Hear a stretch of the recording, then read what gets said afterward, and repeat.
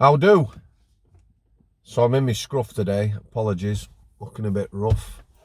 Been painting in the house. Thought I'd pop out and do a little vlog. So today, somebody suggested, they understand why I'm not putting in the titles the names of some of these, for want of a better word, wicked, evil, nasty people. They understand that. However, they suggested for the subscribers, the viewers, anyone who's watching this video, if I mention the name of the person I'm talking about at the beginning, they can choose to watch the video or not. And I'm not advertising it, if somebody puts a search in for one of these nasty people, my video's not going to come up. So here we go. This guy is the best example I can give you, talk about, that me personally, having worked with him, loosely speaking, having dealt with him for 10 months, loosely speaking, having wanted to fill him in pretty much every day, loosely speaking, it's the best example I can give you of, someone that I hated. And I mean, I did hate him. That is a strong word. However, throughout the 10 months, I remained, for the whole, professional. I did lose it a couple of times, and rightly so. So when we're talking about Mark Bridger, if you don't know who he is, you're from another country or whatever, you can Google his name. I put his description, link in the description, to an article about him. He took a young lass, a really young lass, vulnerable young lass, and did unspeakable things. We don't want to talk about the crime any more than that. I'm going to talk about him. So I remember him coming to Strangeways. Capital punishment, definitely, for this guy. I'll start at the end. He did get whole of life, which means he's never leaving prison. So, Mark Bridger. Afternoon. I was on an afternoon shift. Amy just made me something to eat. Very rarely did afternoon shifts. Used to, like a lot of people, do a morning shift before overtime shift and add them on, so you did an all-dayer. But this day I'm on an afternoon shift. She says, is this guy coming to you? So he's on TV, shows you ballistic. Now, ballistic is a vehicle for transporting Cat A prisoners. Yep. Normal prisoners, sweatbox. Sweatbox is a van with windows in, little cages, seats. It's called a sweatbox for good reason. The aroma and odour, etc. Some people are in police custody for days before they go to court and the like, people off the streets. It's just what it is, a sweatbox. The times I've been on them, gone on to get people off, not pleasant. So ballistic is like a sweatbox on steroids, like an armoured vehicle for taking, it's built way stronger. So there's a ballistic heading to somewhere in the northwest. It was going to Strangeways, I knew it. We get this creature called Mark Bridger. A lot of publicity around this guy. That's why he was a Cat A prisoner. He was a high profile. That's why, the Cat A prisoner status I've talked about before. Some are people who are risky people to manage. The likes of terrorists, mafia persons, and that might well be Cat A. The Home Office and other outside agencies are the people who designate someone a Cat A prisoner, or sometimes their crimes. But this guy, taking a young lass, I hated him. So again, why would I hate somebody like this? With me, it's how people are. Sadly, I came across, whilst on healthcare, quite a few people who had murdered children. Some of them very unassuming, got on with their jail. This guy, there's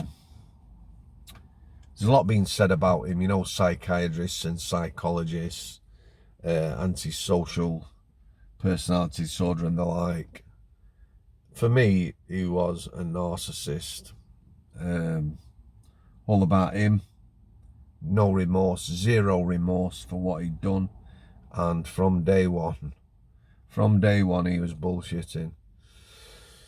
I'll tell you something that happens with people like this. I'm going to be interviewing, hopefully, somebody who worked on the special unit at Hull Prison. Again, if you don't know what that is, or you're outside this country, the special unit at Hull housed some of the most infamous and dangerous prisoners that's probably ever been in the prison estate.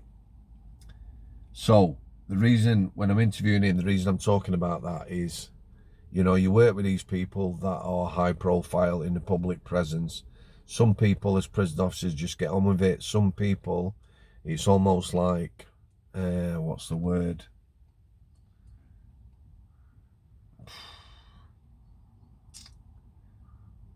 It's not like worshipping a celebrity, but it's the same sort of thing. People sort of are hanging around these people. People were coming on healthcare to speak to this thing.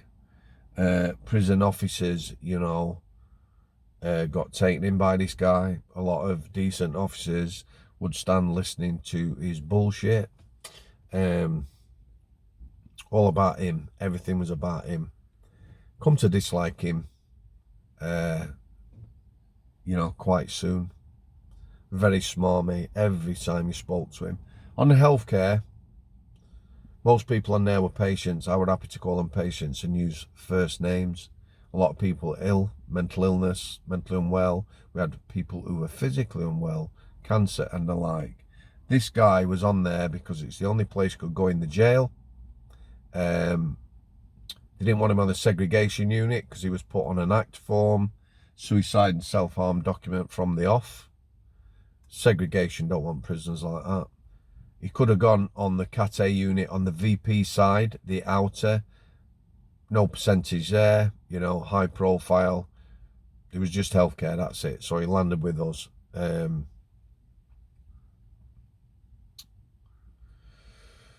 One of my nurse managers, when he had left, and we talked a long time after this guy, and this guy was with us 10 months, talked about this guy. She hated him. She was a proper angel. She was a nurse through and through, cared for everybody. You know, she was lovely. She said she hated this guy. She never realised till he'd gone how much he got under her skin. That's how he was, everything about him. When you get people like this, you know, on your unit where you work, and people are buzzing around them like flies round shite, I think that's quite a good description. You know, you can see people. I've said it before. You can almost imagine them going home, you know, and going out for a drink with friends or a meal, and guess who I've met, that sort of thing. For me, it used to knock me sick.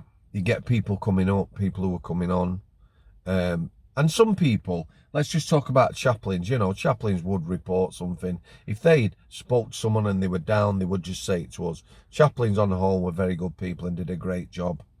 Then you had the IMB, Independent Monitoring Board. These are volunteers that come into prison. They're there for staff and prisoners.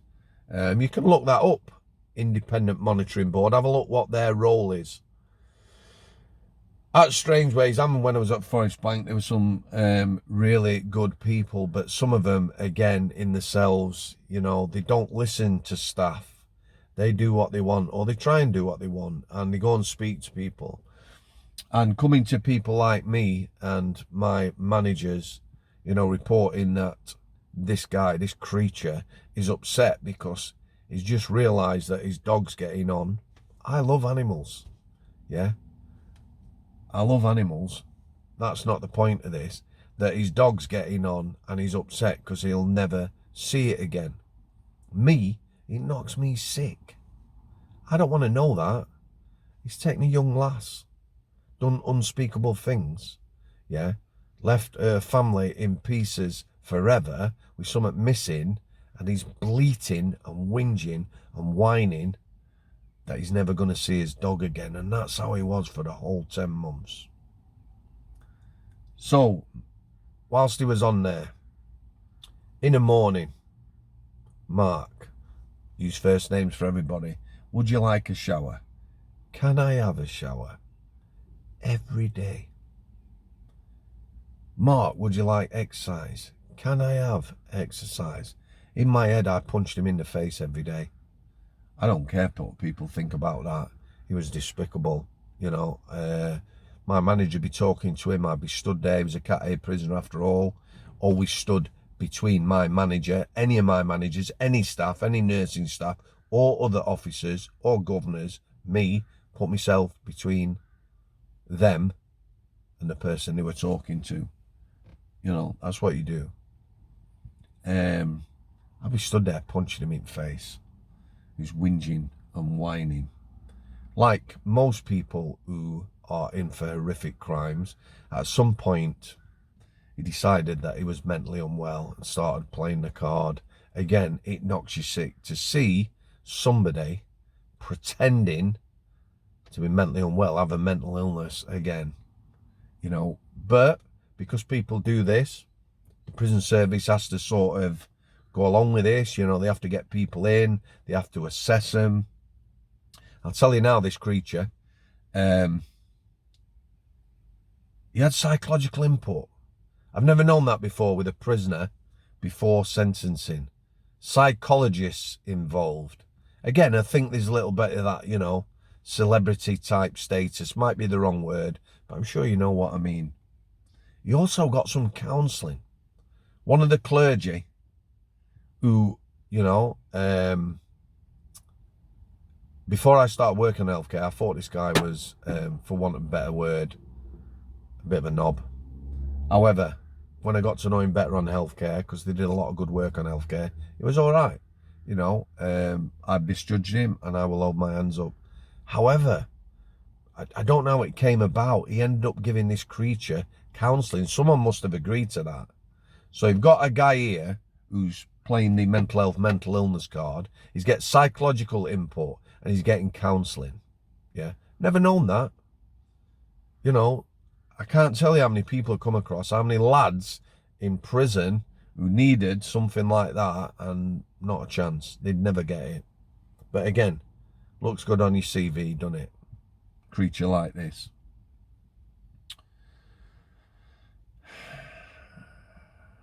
Takes a deep breath. Yeah, it was horrible. I might do another vlog later and go into this a bit in depth. I'll see the reactions and comments. We'll see, because I could talk for an hour on this guy and it'll give you a really good understanding of the sort of people you might well get on these special units. Now, let me tell you, this lad, he was assaultative. He'd assaulted people before. Thought he was a bit of a Jack the Lad, touted himself as some sort of, you know, military type sass person. That lad was never going to come into conflict on healthcare. What do I mean by that? He's not going to take you on. Yeah, he's not going to have a go at someone like me.